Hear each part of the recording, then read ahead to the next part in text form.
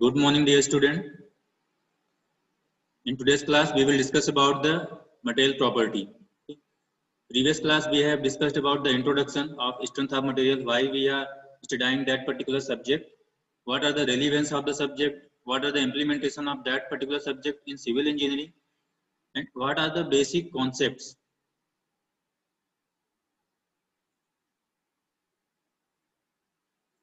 Concept of units, like that. Okay, in this class we will start about the material property. Few material property we will discuss here. So let's start.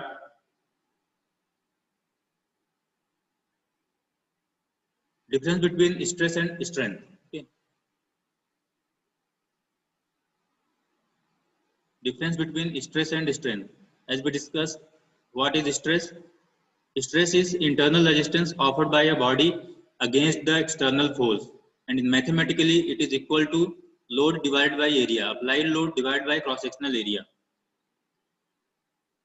So here the stress is dependent on load, magnitude of load and cross-sectional area, dimension of the member.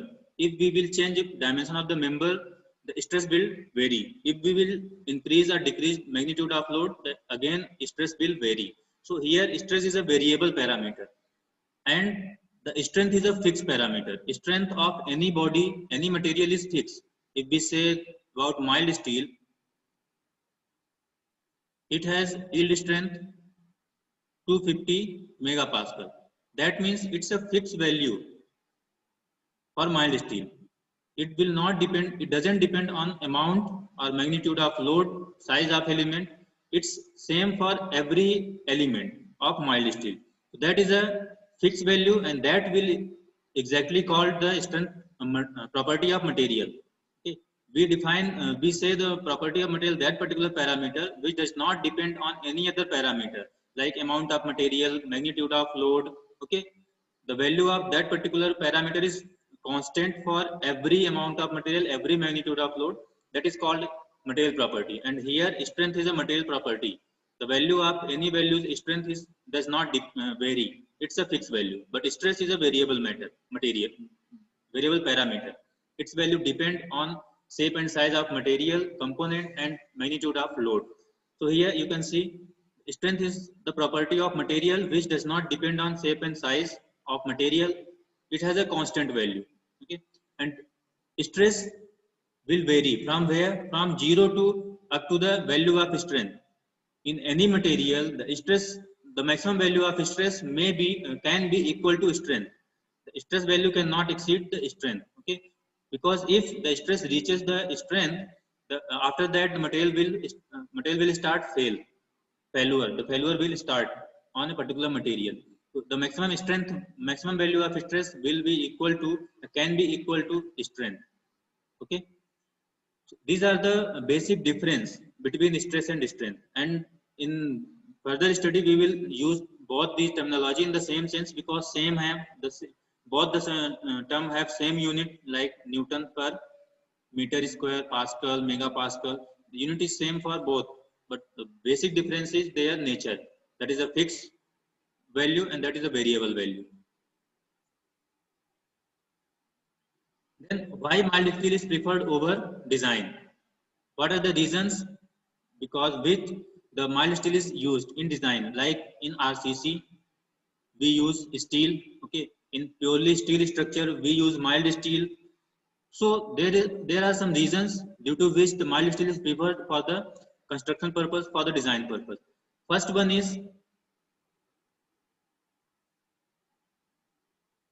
coefficient of thermal expansion, alpha. The value of alpha is same for in RCC case.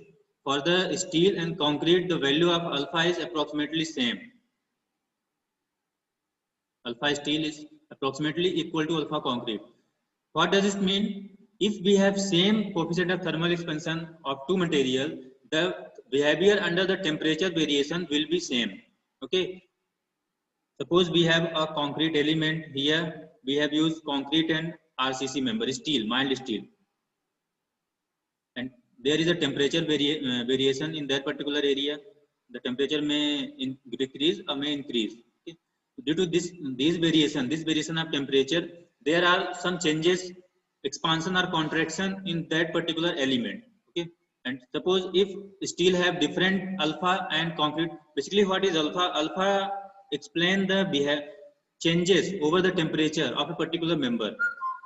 A particular member how will react against the variation of temperature, that alpha define that particular property of a material. So here, if in a concrete, in RCC member, steel and concrete both have same alpha, the behavior of both under the variation of temperature will be same in expansion and contraction, and that is our requirement. If we are using an element by forming different elements, the whole assembly will react like a single unit. Okay? There is not any relative displacement, relative movement in any particular, any single material, and these two material behave same on the variation on temperature. That's why we use mild steel in RCC work. Okay. The second one is easy to convert in any shape. We can convert the mild steel in any shape, okay, any form we can bend anywhere in the structure. Easily weldable. We can weld at the joint mild steel easily. Okay, we cannot weld concrete, but we can weld mild steel with any other metal at the joint. We can weld mild steel to mild steel at any junction in beam and column. That is another plus point with the mild steel. Recyclable. We can recycle that particular material. Mild steel can be recyclable, but concrete is not recyclable. Provide good scrap value. Scrap value means after a particular time, after a life, the value of any material is called scrap value. Like we have constructed an shed or any building of steel today, and after the 50-year, what will be the value of that particular structure? That is the scrap value, and the steel have a good scrap value, not concrete, pure concrete. Less cost as compared to other metal. If we compare about the other metal like aluminium and other metals like stainless steel, the cost is high as compared to mild steel. Mild steel is less costly as compared to the other metal. So we prefer that particular metal in our construction purpose. These are the reasons because which we prefer mild steel in our construction.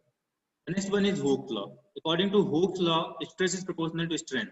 Okay, stress is proportional to strain within the certain limit, and that limit is proportional limit. Within the proportional limit, the stress is directly proportional to strain according to the Hooke's law, and that is very much important for us if we talk about the if we design any parameter within the elastic limit.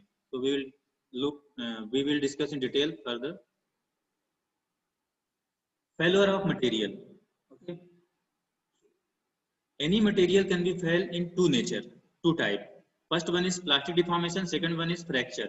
Any material can be fail in plastic deformation nature and in fracture nature. Generally, the ductile material fail in plastic deformation nature, and brittle material will fail in fracture nature. What happen in plastic deformation? In plastic deformation, the splitting of plane occur. Plane will split out. But in brittle failure, in fracture failure, the plane will separate it. We can understand in that diagram. Here is an element in which we have applied load, tensile load especially. That failure condition is for tensile load. Okay, tensile load. Under the tensile load, if our material is brittle, in brittle nature, the failure will occur like that. Here, a plane. Plane means what? These are the plane along the across the longitudinal axis. Here, our separation of plane is happening. Okay, planes are separated out. That generally happen with the brittle material in fracture failure. But in ductile material, in plastic deformation, the failure will occur in the cup and cone phenomena in necking form. The material will not fracture suddenly.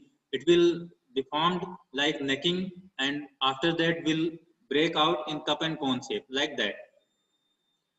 These are the failure of this type of failure is defined as plastic deformation and generally happen in brittle ductile material.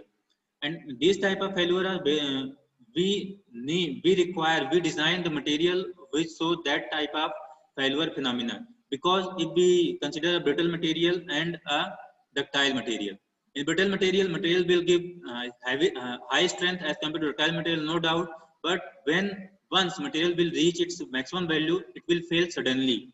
there is no any necking phenomena, no any deformation, so we will not get any kind of warning in brittle material. That will be probably problematic with us for us. But in ductile material, if ductile material reach its ultimate value, ultimate strength, after that the necking phenomena is started. Like means the deflection, large deflection we can see on that particular material, and by that we get a warning. So we can adopt the safety parameters, or we can dismantle that particular that structure.